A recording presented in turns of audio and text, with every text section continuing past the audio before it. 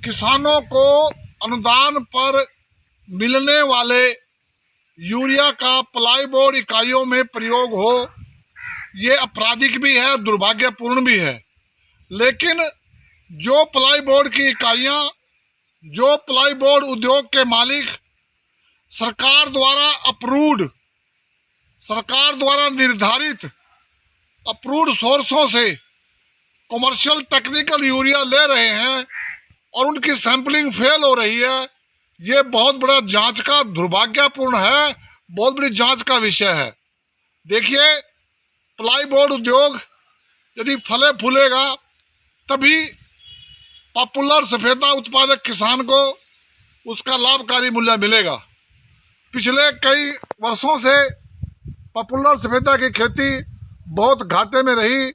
बड़ी मुश्किल से हरियाणा में प्लाईबोर्ड के उद्योग लगे हैं, सैकड़ों। उसके कारण आज प्लाईबोर्ड कई वर्षों के बाद लाभकारी खेती साबित हुई है।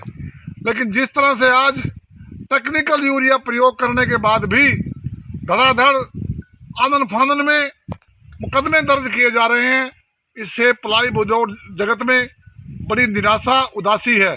मेरी सरकार से मांग है कि ये बहुत बड़ी जांच का विषय है कि कौन व्यक्ति हैं, कौन सत्ता में बैठे आशीर्वाद प्राप्त लोग हैं जो इस प्रकार का यूरिया सप्लाई कर रहे हैं कि टेक्निकल यूरिया में भी नीम कोटेड के लक्षण मिल रहे हैं।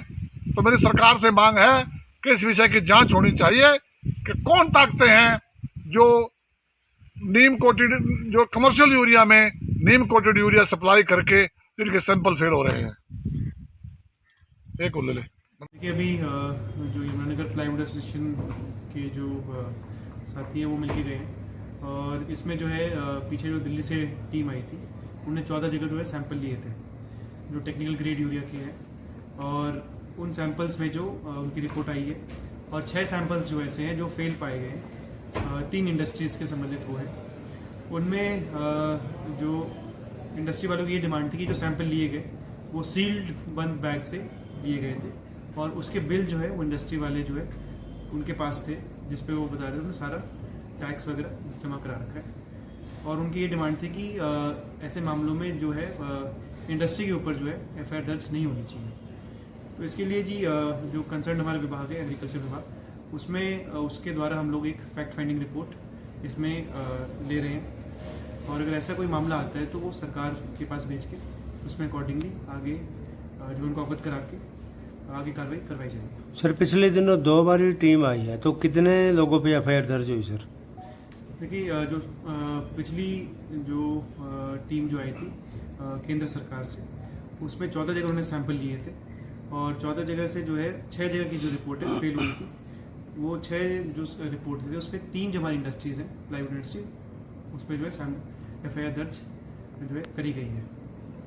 इसमें जी जो एफआईआर दर्ज हुई उसमें इंडस्ट्री के भी नाम है और साइड बाय साइड जो सप्लायर्स उन्होंने जहाँ से उन्होंने बिल के साथ जो है ये टेक्निकल ग्रेड यूरिया मंगवाया था, उसके भी जो है नाम है इन एफआईआर में दर्ज कराए गए और आगे जो इन्वेस्टिगेशन होगी उसके अनुसार जैसा पिक्चर आती है उसके अनुसार कार्रवाई आगे करी जाएगी। सर, जिस तरह से ये ओपन मार्केट में कह रहे हैं कि ओपन मार्केट में आ रहा है यूरिया, जो भी टेक्निकल यूरिया, तो उसके बाद भी सैंपल हो रहे हैं, तो ये सर इतनी बड़ी लेवल पे जो मिलावट हो रही है, इसको कैसे रोकने के क्या साधन है जी?